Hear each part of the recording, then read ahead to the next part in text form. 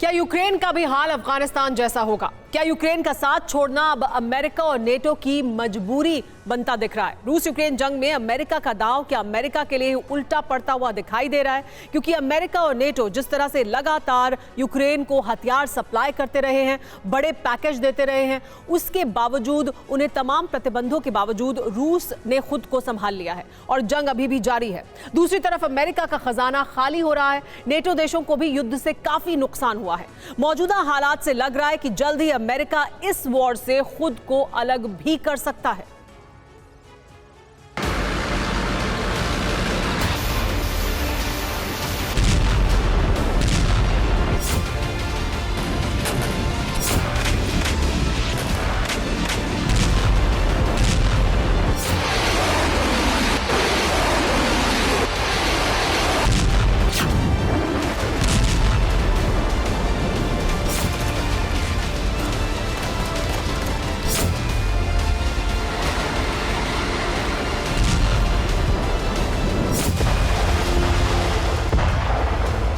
सवा साल से जंग, बेहिसाब बारूदी बारिश,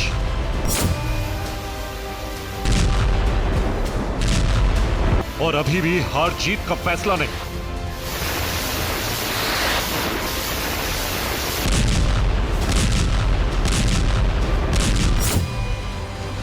यूक्रेन तबाह हो चुका है, लेकिन युद्ध में डटा है और रूस का मुकाबला कर रहा है।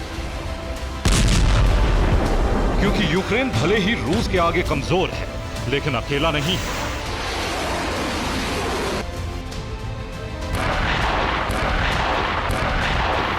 यूक्रेन के पीछे है सुपर पावर अमेरिका और तमाम नाटो देश।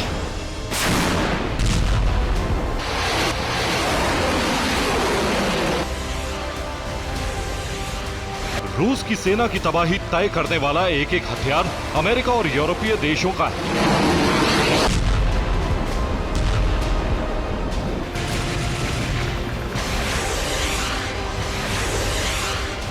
रूस की सेना का यूक्रेन पर जीत का ख्वाब तोड़ने वाले हथियार भी विदेशी।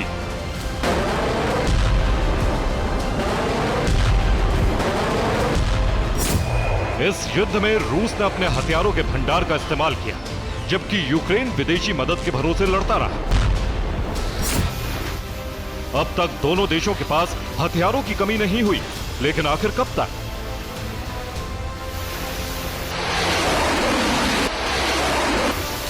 कब तक अमेरिका यूक्रेन को हथियार देता रहेगा? कब तक ब्रिटेन यूक्रेन को हथियारों की सप्लाई करेगा? कब तक नाटो सदस्य यूक्रेन को मदद की खेप पहुंचाते रहेंगे?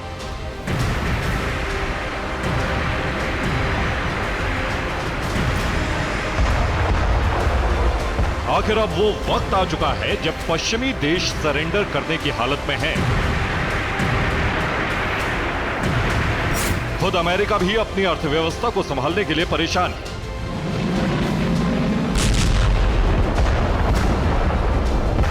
पोलैंड की इस भीड़ को देखिए। ये उसी पोलैंड की तस्वीर है जो यूक्रेन के साथ पहले दिन से खड़ा है। यही वो देश है जहां से हथियारों की सप्लाई हो रही है।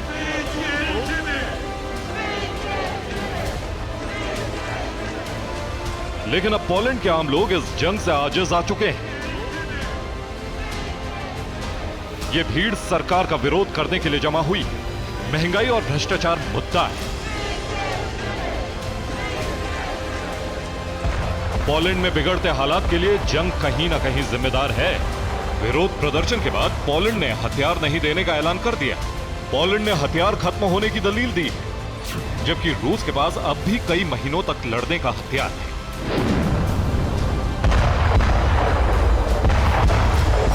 अमेरिका को कैसे नुकसान हुआ, ये समझिए। आपको याद होगा, युद्ध शुरू होने के बाद अमेरिका ने रूस के $300 बिलियन के फॉरेन रिजर्व को सीज कर दिया था।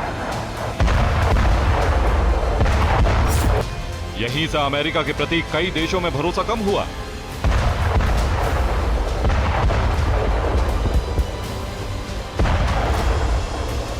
सऊदी और जीसीसी के साथ अमेरिका का पेट्रो डॉलर कॉन्ट्रैक्ट खत्म हुआ।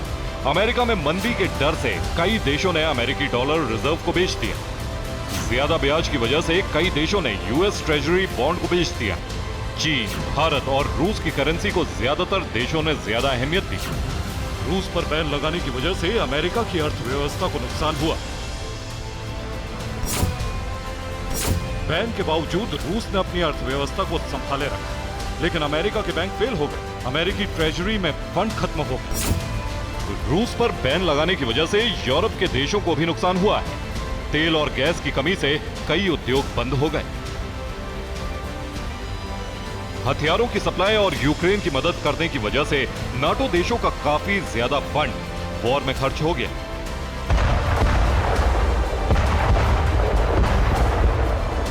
प्लान रूस को अलग थलग करने का था, लेकिन अब पश्चिमी देश ही अलग थलग हो गए हैं।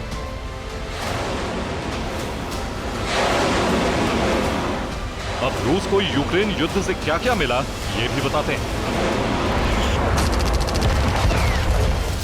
यूक्रेन के डोनबास रीजन पर रूस का कब्जा हुआ।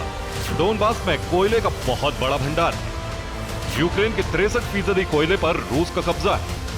यूक्रेन के 11% तेल पर रूस का कब्जा हो चुका है। 20% गैस, 42% मेटल और खनिज पर रूस का कब्जा हो चुका है।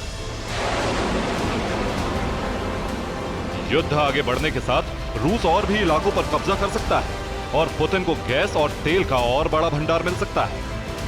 ज़ेलेंस्की भी मानते हैं कि रूस ने प्रतिबंधों के असर से बचने के लिए कई देशों का इस्तेमाल किया है। अब सवाल है कि क्या अमेरिका युद्ध से पीछे हट जाएगा? क्या यूरोप के देशों के लिए यूक्रेन की मदद रोकना अब मजबूरी है? अगर ऐसा हुआ तो पुतिन के यूक्रेन पर कब्जे का मिशन बहुत कम दिनों में पूरा हो जाएगा। Bureau report, TV 9 Bharatvarsh.